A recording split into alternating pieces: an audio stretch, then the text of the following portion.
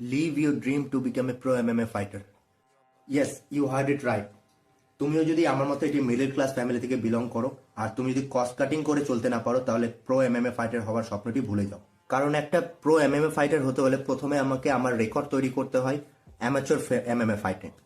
আর অ্যামাচুর MMA fight খেলতে হলে সেখানে আমাদের ফিজ রেজিস্ট্রেশন ফিজ সেটা আমাদেরকে রেজিস্টার করতে হয়, সেটা আমাদের পে করতে হয় নিজেদেরকেই, যেটা সামথিং 2000 থেকে 5000 অবধি থাকে। এবং রিটার্নে আমরা পাই কি জাস্ট একটা মেডেল অ্যান্ড এ সার্টিফিকেট। কারণ একটা টাইমের পর গিয়ে কিন্তু তোমার বাড়ি থেকে সাপোর্ট করা ছেড়ে দেবে। So you have to earn, otherwise you have to save from your pocket money. এবার অ্যামাচুর ফাইটের রেজিস্ট্রেশন ফিস ছাড়াও ডায়েট রয়েছে, সাপ্লিমেন্টেশন রয়েছে এবং তোমার জিমের ফিজ রয়েছে। যেমন আমি আমার জিমের ফিজ বেয়ার করার জন্য আমি কিন্তু নিজের কোচিং একাডেমি চালাই, এমএমএ কোচিং একাডেমি। বাট অনেকে কি করে যে নিজের অ্যামাচুর ফাইট আর ডায়েটের খরচ চালানোর জন্য বিভিন্ন পার্ট টাইম জব করে। Otherwise, they save from their pocket money.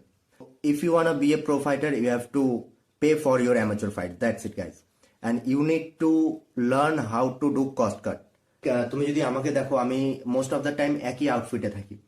আমি কস্ট কাটিং এর জন্য আননেসেসারি খরচ বাদ দিই। কারণ আমার যখন গ্লাভস লাগে আমি সেটার জন্য টাকা আলাদা রাখি। আমি শুধুমাত্র ট্রেনিং ইকুইপমেন্ট, আমার সাপ্লিমেন্টেশন, আমার জিমের ফিজ, এই সমস্ত ছাড়া এক্সট্রা সমস্ত যেগুলো খরচ সেগুলো খুব কাট করে চলি। আমি পার্টি অ্যাভয়েড করি, আমি বন্ধুদের সাথে ঘোরা, মেক আউট করা, এই সমস্ত কিছু অ্যাভয়েড করে। So you have to learn avoid lavish things like parties, makeouts, everything.